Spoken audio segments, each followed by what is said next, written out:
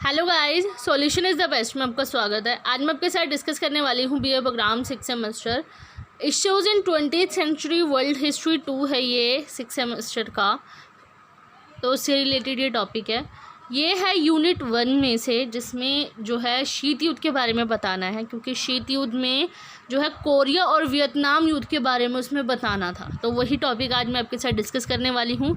जैसे कि आप लोग जानते हैं कि जो हिस्ट्री का सिलेबस है थोड़ा सा चेंज हुआ है उसमें, लेकिन टॉपिक्स कुछ उसमें सेम भी हैं। तो उसी के अकॉर्डिंग जो है न्यू सिलेबस के अकॉर्डिंग मैं ये क्वेश्चंस आपके साथ डिस्कस करूँगी।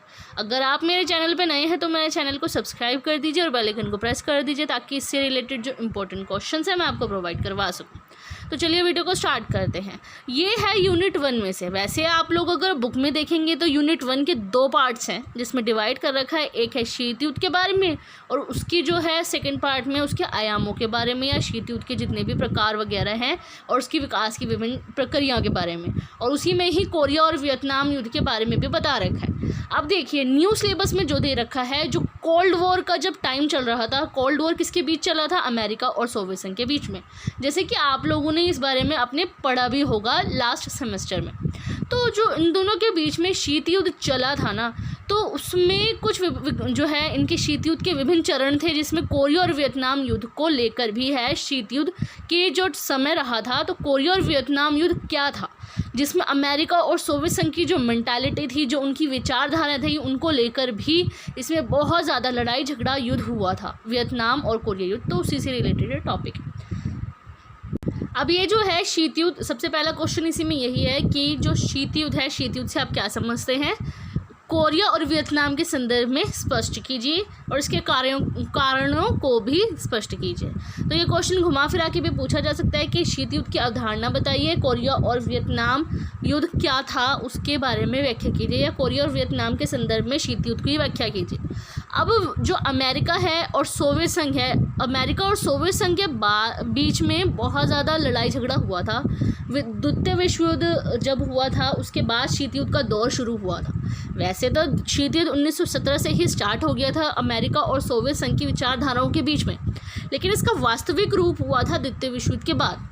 तो उसी के लिए चक्कर में जो इनका जो शीत युद्ध के चरण हुए थे ना, जिसमें पहला चरण आया था कोरिया युद्ध का, जिसमें कोरिया युद्ध की पूरी डिटेल मैं आपको बताऊंगी कि जिसकी वजह से अमेरिका और सोवियत संघ की जो विचारधाराएं थी, उसके बिहाफ पर कोरिया में युद्ध छिड़ा था। तो सबसे पहले हम जानते हैं कि शीत युद्ध होता क्या है। शीत युद्ध का अर्थ होता है कि राष्ट्रों के बीच वास्तविक युद्ध, अर्थात सैनिक युद्ध के बगैर ही शत्रुता की स्थिति का बना रहना है।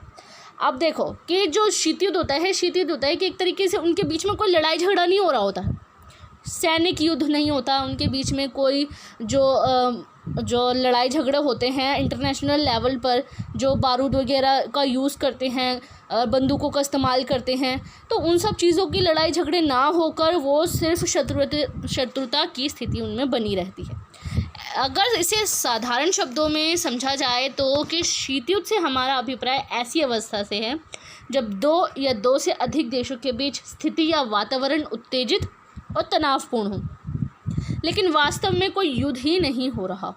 वास्तव में जो युद्ध हो रहे होते हैं, अब युद्ध में क्या होता है कि दोनों देशों के सैनिक आपस में भिड़ जाते हैं, लड़ाई झगड़ा होता है बहुत ज़्यादा, उसमें सैनिकों की हानि होती है बहुत ज़्यादा, जितने भी अस्त्र का इस्तेमाल करते हैं वो, तो उनका भी बहुत ज़्यादा इस्तेमाल किया जाता है। तो युद्ध ये होता है इंटरनेशनल लेवल पर, और वैसे भी देशों के बीच में भी युद्ध हो रहा होता है, तो उसमें भी हथियारों का यूज़ किया जाता है। लेकिन शीत युद्ध काल ऐसा काल था जिसमें इनके बीच में कोई भी जो है हथियारों की होड़ में लगे हुए नहीं थे, या हथियारों से इनकी कोई लड़ाई वगैरह नहीं हुई थी।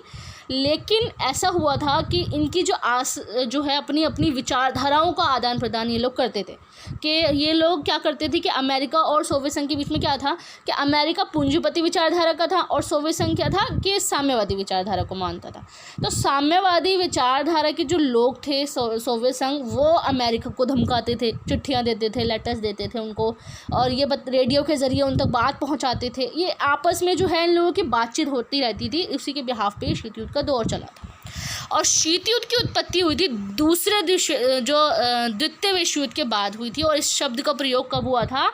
अमेरिकी राजनेता ने इन्होंने सबसे पहले शीत युद्ध का इस्तेमाल किया था शब्द का बर्नार्ड बारूच, ये नाम है इनका, अमेरिकी राजनेता थे, लेकिन इन्होंने जो है परंतु इसे प्रोफेसर लिपमैन ने लोकप्रिय बनाया था। लेकिन जो है अमेरिकी राजनेता ने इसका इस्तेमाल तो किया था शीत युद्ध का, लेकिन लोकप्रिय किसने बनाया था? प्रोफेसर थे ये लिपमैन ने लोकप्रिय बनाया था। उसने इसका प्रयोग अमेरिका और सोवियत संघ के बीच जो तनावपूर्ण संबंध है, तनावपूर्ण संबंधों का वर्णन करने के लिए इस शब्द का इस्तेमाल इन्होंने किया था। और दूसरे विश्व युद्ध के बाद क्या हुआ था कि सोवियत संघ अमेरिका के इस बाद दूसरी सबसे बड़ी महाशक्ति के रूप में उभरा था।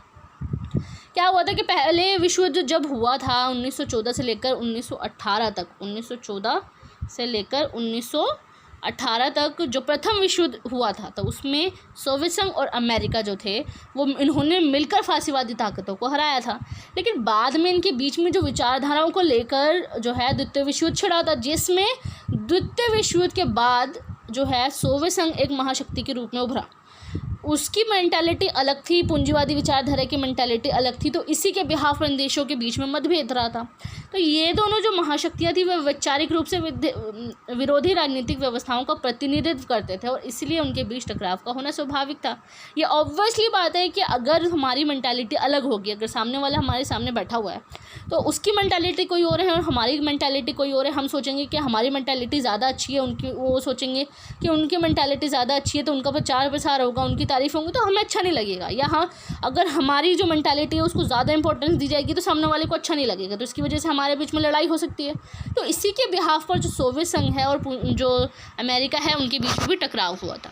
और इस युद्ध में ना तो कोई गोली चली थी और ना ही कोई घायल हुआ था। दोनों महाशक्तियों ने अपना वर्चस्व कायम रखने के लिए विश्व के अधिकांश हिस्सों में परोक्ष युद्ध लड़े थे। जो अपना वर्चस्व स्थापित करने के लिए विश्व के छोटे मोटे जो देश थे उन पर अटैक करके उन पर कब्जा करना इन्होंने शुरू कर दिया था, वहाँ पे युद्ध उन्होंने लड़ना शुरू कर दिया था अपना वर्चस्व कायम रखने के लिए। और ये केवल कूटनीतिक उपायों द्वारा लड़ा जाने वाला युद्ध जिसमें दोनों महाशक्ति एक दूसरे को नीचा दिखाने में लगी हुई थी। यह वैचारिक युद्ध होने के बावजूद वास्तविक युद्ध से भी अधिक भयानक था। वैचारिक युद्ध क्या होता है? विचारों का आदान प्रदान होता है इसमें, कि अपना प्रभुत्व स्थापित करने के लिए वो जो है उनका प्रचार प्रसार बहुत ज़्यादा करते थे, बाहर की कंट्रीज़ में अपना दबदबा रखते थे, दूसरी कंट्रीज़ में तो अपना प्रचार प्रसार करते थे। लेकिन जो है वास्तविक युद्ध क्या होता है कि हथियारों की होड़ होती है, उसमें हथियारों का इस्तेमाल किया जाता है, तो उससे भी बहुत ज़्यादा भयानक था यह वैचारिक युद्ध, जिसको शीत युद्ध के रूप में भी जाना जाता है। अब कोरिया के संदर्भ में अगर शीत युद्ध को देखें तो क्या था? कोरिया की पूरी स्टोरी जानते हैं कि कोरियाई युद्ध क्या था। कि कोरियाई युद्ध का प्रारंभ कब हुआ था? 25 जून 1950 में हुआ था। उत्तरी कोरिया से दक्षिणी कोरिया पर आक्रमण के साथ हुआ था। उत्तरी कोरिया ने दक्षिणी कोरिया पर अटैक कर दिया था। उत्तरी कोरिया का जो नेता था वो उत्तरी कोरिया ने दक्षिण कोरिया पर इसलिए अटैक किया था ताकि वो अपना प्रभुत्व स्थापित कर सके। वो सोच रहे थे कि उनकी जो कोरिया में जो अंदर अपनी जो मेंटालिटी होती है, जितने भी पॉइंट ऑफ व्यूज़ निकल के आते हैं या फिर उनकी जो विचारधाराएं वगैरह हैं, तो वो सोच रहे थे पूरे कोरिया में फैलाया जाए, लेकिन ऐसा कुछ नहीं हुआ था। और ये शीत युद्ध काल में लड़ा गया सबसे पहला और सबसे बड़ा संघर्ष भी रहा था। शीत युद्ध काल जब शुरू हुआ था तब ये जो है युद्ध लड़ा गया था। सबसे बड़ा संघर्ष ये था जो 1950 से लेकर 1953 तक लड़ा गया था। और एक तरफ उत्तरी कोरिया था जिसका समर्थन कम्युनिस्ट सोवियत संघ ने किया था और तथा जो साम्यवादी चीन है उन्होंने किया था, और दूसरी तरफ दक्षिण कोरिया था जिसकी रक्षा अमेरिका कर रहा था। तो अब ये आ गया शीत युद्ध का दौर। अब अमेरिका जो चाहता था कि कोरिया में उसका प्रभुत्व स्थापित हो, लेकिन जो साम्यवादी चीन है और सोवियत संघ है वो चाहते थे कि उनका प्रभुत्व स्थापित हो, उनकी जो विचारधारा है उनका फैलाव हो कोरिया में। तो शीत युद्ध का दौर जब चल रहा था तो इनके विचारधाराओं के बीच में भी बहुत ज़्यादा मतभेद हुए। इसका रीज़न क्या था ये जानते हैं कि 1904-1905 में हुए रूस जापान युद्ध के बाद जापान द्वारा कब्जा किए जाने के पहले प्रायद्वीप पर कोरियाई साम्राज्य का शासन था। अब ये जो प्रायद्वीप था उसमें कोरियाई शासन था कि कोरिया के लोग वहाँ पे रहते थे, लेकिन उससे पहले उसके बाद ऐसा हुआ था कि 1904 और 1905 के बीच में रूस और जापान के बीच में लड़ाई हुई। रूस और जापान के बीच में इसी बिहाफ पे लड़ाई हुई थी कि कोरिया पर कौन अपना जो है अधिकार जमाएगा।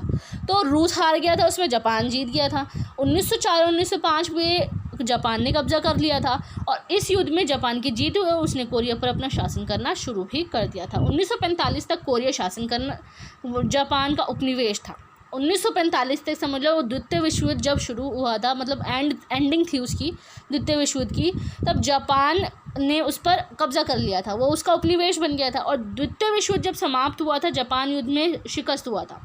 जैसे कि आप लोग जानते हैं, द्वितीय विश्व युद्ध जब हुआ था, अमेरिका ने उसको हरा दिया था जापान को। उसके जो अपना जो एटम बॉम्ब्स वगैरह थे, अमेरिका ने जापान के हिरोशिमा और नागासाकी जो शहर है वहाँ पे बमबारी बहुत ज़्यादा कर दी थी, जिसकी वजह से पूरी तरीके से जो है जापान को हार का सामना करना पड़ा था, जिसकी वजह से कोरिया को उसने छोड़ दिया और उसे आत्मसमर्पण करना पड़ा था। और यह प्रायद्वीप अमेरिका और सोवियत संघ के मध्य बांट दिया गया था। सोवियत संघ ने उत्तरी कोरिया को संभाला और अमेरिका ने दक्षिणी कोरिया को संभाला, और दोनों देशों के बीच 1950 में संघर्ष शुरू हुआ था।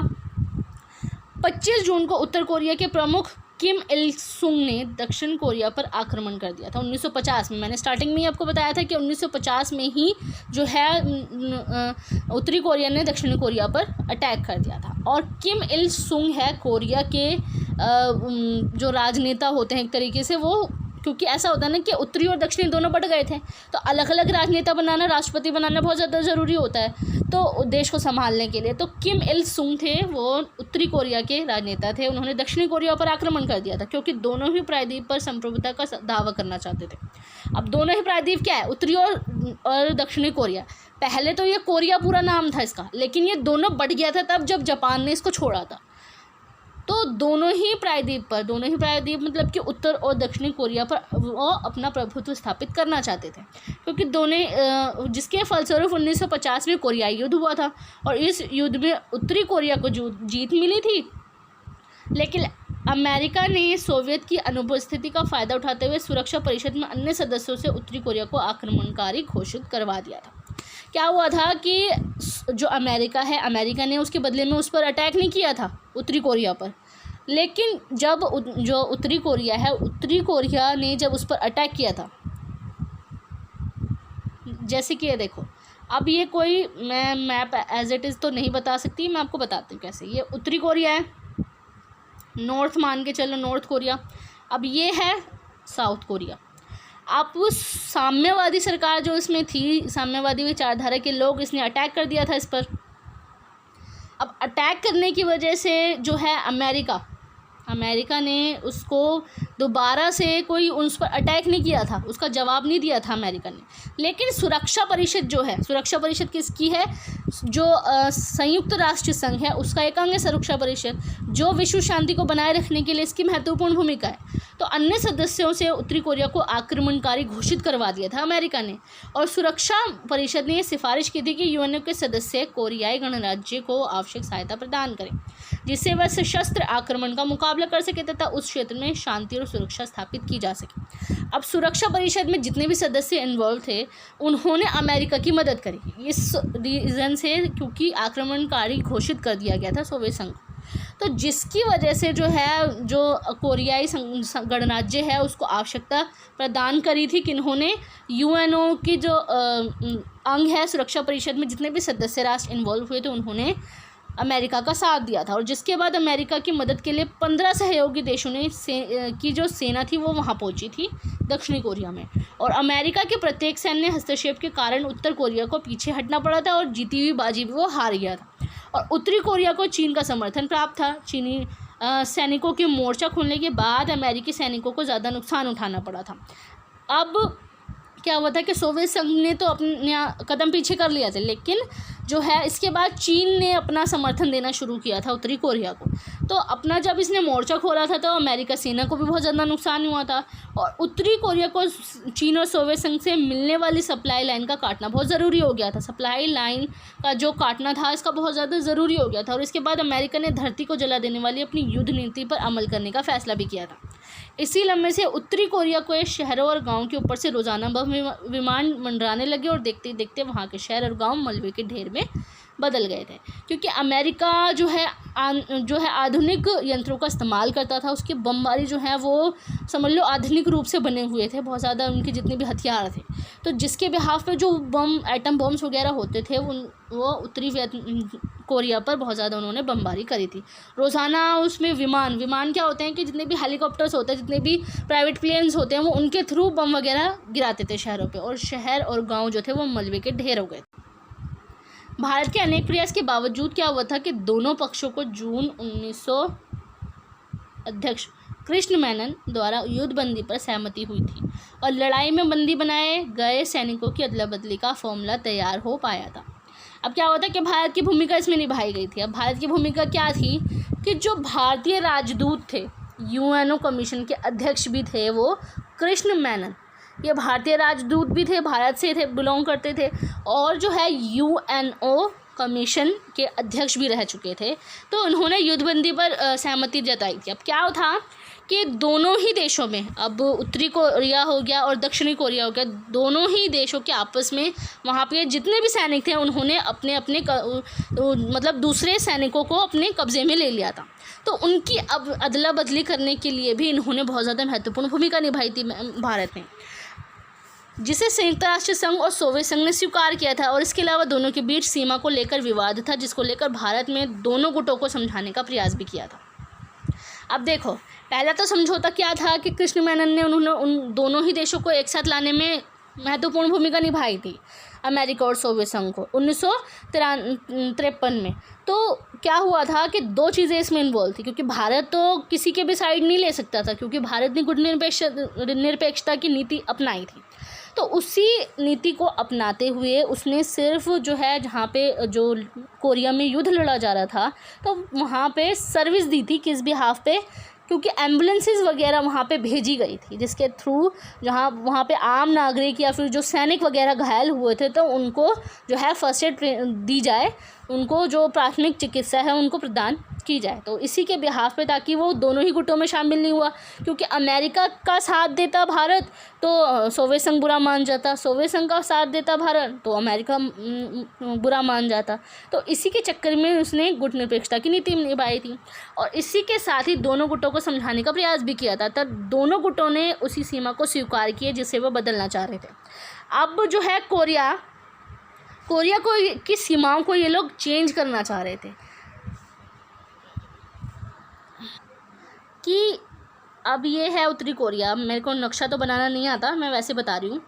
अब ये क्या हुआ था कि उत्तरी कोरिया के जितने भी मेंबर्स थे, जितने भी सैनिक थे, उन्होंने जितने एरियाज़ में कब्ज़ा किया था वहाँ तक मान के चलो, और दक्षिणी कोरिया जो साउथ कोरिया था उसने जहाँ तक कब्ज़ा किया था क्षेत्रों में, राज्यों में, तो वहाँ तक उनकी सीमाएं लागू कर दी गई थी। तो उन सीमा को इन्होंने एक्सेप्ट भी किया था। इसके थ्रू भारत ने उनको समझाने का प्रयास किया था ताकि ये लोग लड़ाई झगड़ा ना करें, उतनी ही सीमा को एक्सेप्ट करें।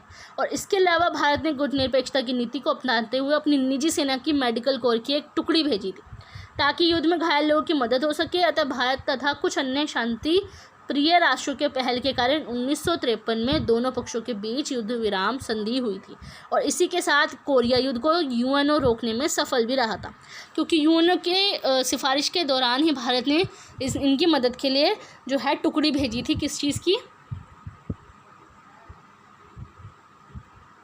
इसके अलावा गुटनिरपेक्षता की नीति अपनाई थी, मेडिकल कोर की टुकड़ी उन्होंने भेजी थी। तो ये था पूरा कोरिया युद्ध, जिसमें बहुत ज़्यादा लड़ाई झगड़ा हुआ था। ये शीत युद्ध के दौरान ही चला था। तो शीत युद्ध में कोरिया युद्ध भी एक तरीके से, इसका समझ लो शीत युद्ध का आई थिंक पहला या दूसरा चरण मान के चलो। ये बहुत बड़ा संघर्ष रहा था कोरिया युद्ध के चक्कर में, और बुक में भी कोरिया युद्ध का पूरा टॉपिक इसी यही दे रखा है। अब नेक्स्ट आता है वियतनाम के संदर्भ में। अब शीत युद्ध देखते हैं। अभी वियतनाम का जो संदर्भ है उसमें क्या था कि जो अमेरिका और सोवियत संघ है, इनकी जो शीत युद्ध चल रहा था, इनकी आखिरी चरण मान के चलो कि आखिरी चरण में ये वियतनाम युद्ध हुआ था इनके बीच में। अब देखो वियतनाम क्या था कि वियतनाम, जैसे कि मैं आपको बताऊं, अगर नक्शा इसका बनाया जाए तो वियतनाम पूरा ये था, और इसमें 3 देश इन्वॉल्व थे। लाओस, ये लाओस था, और ये था कंबोडिया, और ये था पूरा वियतनाम। तो जिसकी वजह से जो है लाओस, कंबोडिया के साथ साथ वियतनाम था हिंदी चीनी का एक देश, फ्रांस के उपनिवेश शासन में था। अब ये जो था वो जो जापान के एरिया में ही है वियतनाम, और लेकिन जापान ने दूसरे विश्व युद्ध में वियतनाम पर कब्ज़ा कर लिया था, क्योंकि क्या हुआ था कि जो वियतनाम है और कोरिया दोनों पे ही द्वितीय विश्व युद्ध में जो है जापान ने किस पे कब्ज़ा किया था, कोरिया पर। लेकिन द्वितीय विश्व युद्ध में जापान को हार का सामना करना पड़ा था, लेकिन द्वितीय विश्व युद्ध में वियतनाम पर भी उसने कब्ज़ा किया था जापान ने। तो अब जो वियतनाम को एक मोर्चे के साथ लड़ना था, अब वियतनाम को एक साथ 2 मोर्चे पर लड़ना था। कैसे? पहले तो इस पर जो है फ्रांस का कब्ज़ा था, फ्रांस के उपनिवेश पे था। दूसरा, जापान ने इस पर कब्ज़ा कर लिया था। अब वियतनाम को 2 मोर्चे पर लड़ना था। तो एक तरफ उसे जापान की फ़ौज से लड़ना था और दूसरी तरफ उसे जापान की फ़ौज से लड़ना था एक तरफ, और दूसरी तरफ जो है फ्रांस के जो औपनिवेशिक शासन है उसको भी उखाड़ फेंकना था। और दोनों कामों को अंजाम देने के लिए वियतनाम के राजनेता थे हो ची मिन्ह ने वियतनाम की आज़ादी के लिए लीग की स्थापना की थी। एक लीग थी, इनकी स्थापना की थी जिसका नाम था वियत मिन्ह। तो ये सोवियत संघ में चीनी की साम्यवादी विचारधारा से काफ़ी प्रभावित भी रहे थे। अब क्या होता है कि जो उत्तरी वियतनाम है, अब उत्तरी वियतनाम में इनका प्रभुत्व था और ये सोवियत संघ की विचारधारा को बहुत ज़्यादा उसकी विचारधारा से प्रभावित थे। और द्वितीय विश्व युद्ध में अपनी हार के बाद जापान की सेना वियतनाम से निकल गई थी। द्वितीय विश्व युद्ध में कोरिया पे भी अटैक किया था जापान ने, लेकिन उसके बाद वियतनाम पे भी अटैक किया था। लेकिन द्वितीय विश्व युद्ध के बाद जापान दोनों ही चीज़ों से हट गया था, क्योंकि उस पर जो है अमेरिका और सोवियत संघ ने बहुत ज़्यादा उस पर प्रेशर डाला था, जिसके बिहाफ पर ये जापान को हार का सामना करना पड़ा था। और क्योंकि द्वितीय विश्व युद्ध में ये हारा था तो उसको ये उपनिवेशिक शासन जो था वो ख़त्म करना पड़ा था। और अपनी हार के बाद जापान की सेना जो थी वो वियतनाम से निकल गई, और उसके निकलते ही वियतनाम के उत्तरी हिस्से पर हो ची मिन्ह का कब्ज़ा हो गया था, क्योंकि ये सोवियत संघ से प्रभावित थे, सोवियत संघ की विचारधारा थी। तो उत्तरी वियतनाम पर हो ची मिन्ह का कब्ज़ा हुआ, जिसमें उन्होंने एक लोकतांत्रिक गणराज्य की स्थापना की थी। और दूसरे जो थे वो दक्षिणी हिस्से पर किसने किया था, सम्राट बाओडाई, इनका कब्ज़ा हो गया था जो है दक्षिणी वियतनाम पर। और दूसरा जो है तथा उनको फ्रांस का समर्थन प्राप्त था। अब अमेरिका की इन्वॉल्वमेंट इसमें बाद में हुई थी, लेकिन फ्रांस से ये प्रभावित थे जो है बाओडाई। तो उन्होंने क्योंकि फ्रांस में ही अपनी स्टडी करी थी और फ्रांस की विचारधारा को बहुत ज़्यादा इन्वॉल्व किया था। ये चाहते थे कि पूंजीवादी देश अपनाए, से पूंजीपति विचारधारा को अपनाए जो देश है। और फ्रांस की मदद से सम्राट बाओ ने 1949 में वियतनाम राज्य का गठन भी किया था। और दोनों चाहते थे कि वियतनाम का एकीकरण हो, लेकिन बाद में चाहते थे कि वो एकीकरण हो जाए वियतनाम का। लेकिन दोनों की जो सिस्टम को लेकर उनके बीच में मतभेद रहा था। उनकी जो पॉइंट ऑफ व्यूज़ थे, उनकी जो विचारधाराएं थी वो एक दूसरे से नहीं मिलती थी। जैसे कि कोरिया में भी ऐसी हुआ था कि इनकी विचारधाराएं नहीं मिलती थी, लेकिन जो है वियतनाम, उनकी भी विचारधाराएं इसमें नहीं मिलती थी। और उनके समर्थक चाहते थे कि उनके देश की कम्युनिस्ट देशों के मॉडल पर विकसित किया जाए। जो हो ची मिन्ह थे वो थे उत्तरी वियतनाम पर उनका कब्जा था, जिसकी वजह से वो चाहते थे कम्युनिस्ट देशों के मॉडल पर विकसित किया जाए। लेकिन बाओडाई जो चाहता था वो चाहते थे कि वियतनाम पश्चिमी देशों का मॉडल अपनाए। तो इनकी विचारधाराओं में भी बहुत ज़्यादा मतभेद था। अब वियतनाम युद्ध में क्या हुआ था कि अमेरिका की सक्रिय भागीदारी 1954 में शुरू हुई थी।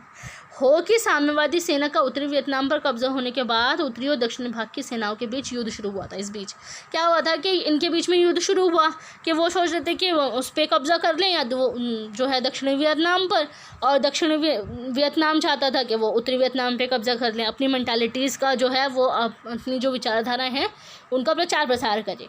और इसकी वजह से उनके बीच में युद्ध हुआ और इसमें उत्तरी वियतनाम की सेना जीत गई थी। और जुलाई 1954 में जिनेव कॉन्फ्रेंस में एक संधि हुई थी, जिसमें प्रावधान था कि देश का फिर से एकीकरण के लिए 1956 में चुनाव होगा।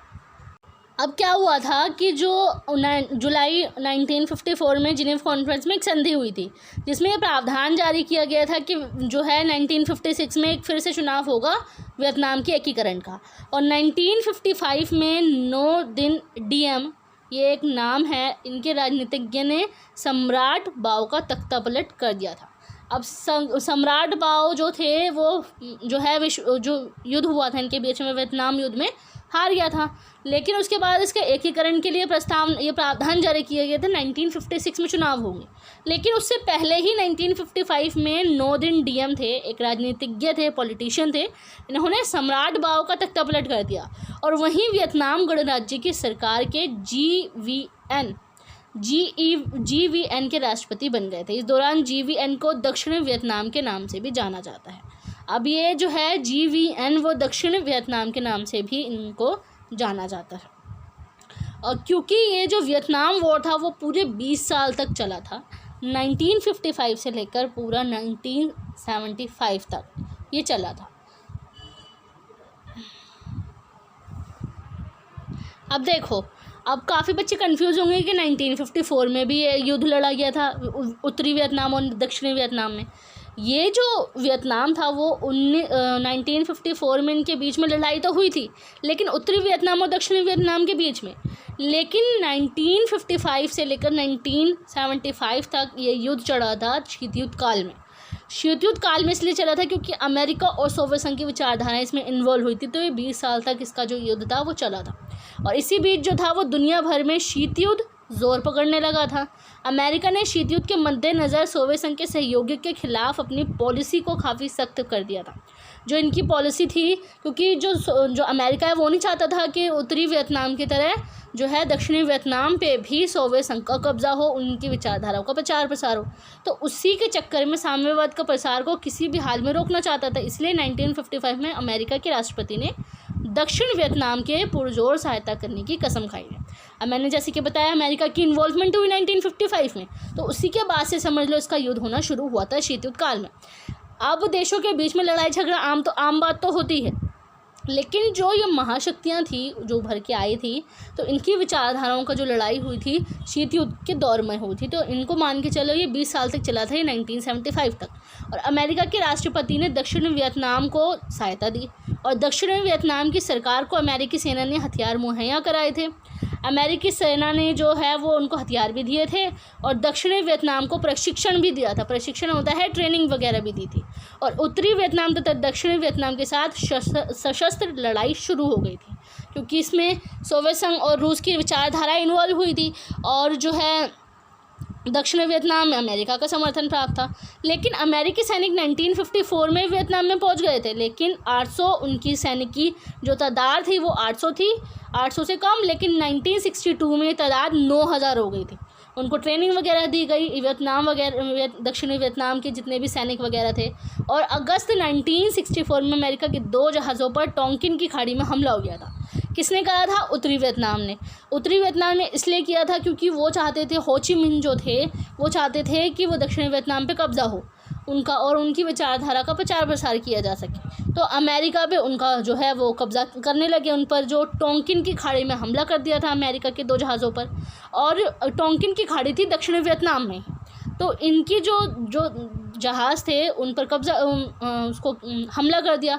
और इसके बाद अमेरिका ने उत्तरी वियतनाम में बदले की कार्यवाही के तौर पर बमबारी का आदेश भी दिया था। बहुत ज़्यादा बमबारी हुई थी, अमेरिका ने इस पर बहुत ज़्यादा बम गिराए थे। और दूसरे विश्व युद्ध के दौरान जापान में जितने बम गिराए थे उससे 4 गुना ज़्यादा वियतनाम में गिराए गए थे। लेकिन फिर भी जो है अमेरिका इसमें जीत नहीं पाया था, क्योंकि जापान में जितने भी बम गिराए थे अमेरिका ने जापान को शिकस्त करने के लिए, उससे 4 गुना ज़्यादा वियतनाम पे इसने बम गिराए थे। और वियतनाम युद्ध के चरम पर होने और अमेरिका के मित्र राष्ट्रों की सेना की भीषण मारक क्षमता को जानते हुए भी लाओस ने अपनी धरती उत्तरी वियतनाम के लिए मुहैया करा दी थी। अब अमेरिका की बढ़ती शक्ति के दौरान ये जानते हुए भी जो है लाओस की धरती किसके लिए ज़्यादा हेल्पफुल थी? उत्तरी वियतनाम को सपोर्ट करती थी, क्योंकि जो लाओस ने अपनी धरती उत्तरी वियतनाम के लिए फिक्स कर दी, मतलब। और जो अमेरिका को नापसंद था, अमेरिका को क्यों नापसंद था? क्योंकि उसको ये लगता था क्योंकि अमेरिका का वर्चस्व था।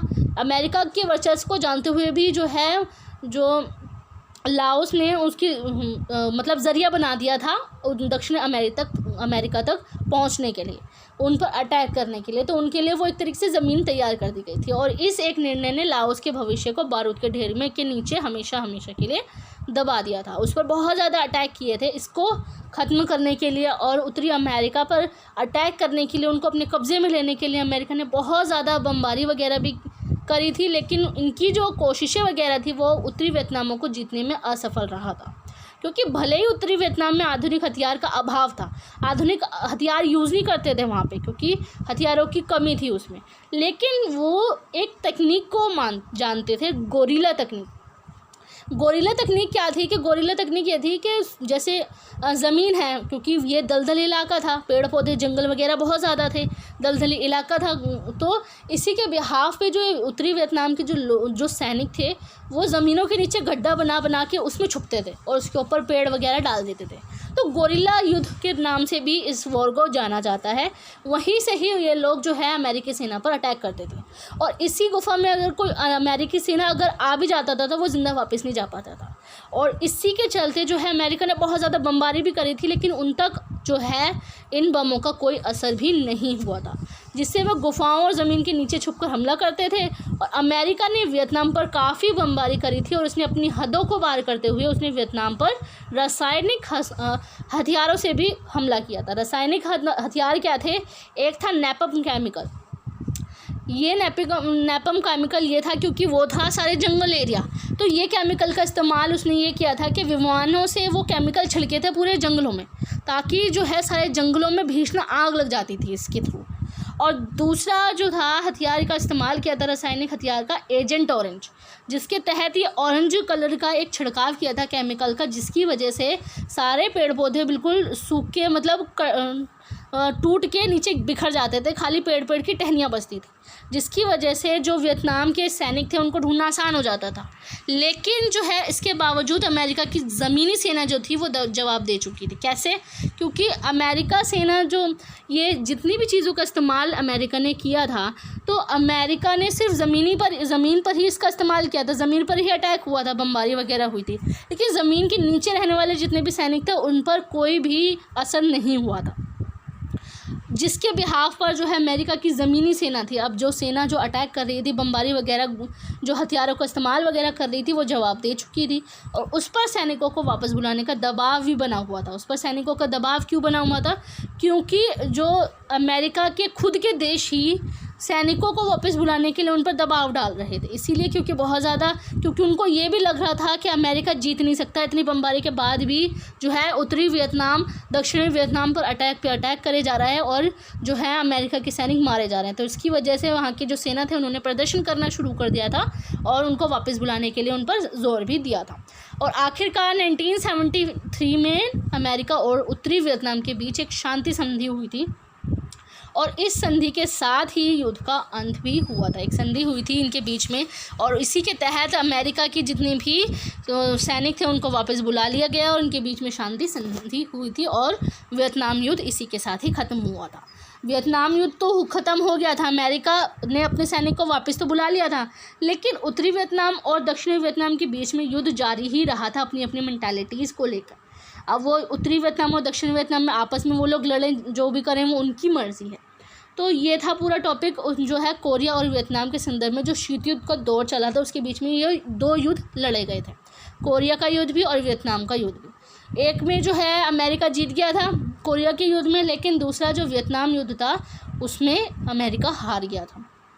तो ये शीत युद्ध के काल में ही पूरा इसमें बताया था कि इनके रीजंस भी क्या थे, कि कोरिया और वियतनाम युद्ध होने का रीज़न भी क्या रहा था, क्योंकि शीत युद्ध का दौर था, अपने अपने प्रचार प्रसार के लिए ये लोग आगे बढ़ रहे थे। अमेरिका चाहता था कि पूंजीपति जो है साम्यवादी विचारधारा को वो किसी भी हाल में रोके, और साम्यवादी विचारधारा के लोग जो चाहते थे वो पूंजीपति विचारधारा को रोकना चाह रहे थे। तो इसी के बिहाफ में शीत युद्ध चलता रहा था इनके बीच में। अब ये था, मैंने पूरा आपको टॉपिक कवर करवा दिया। And thanks for watching my video.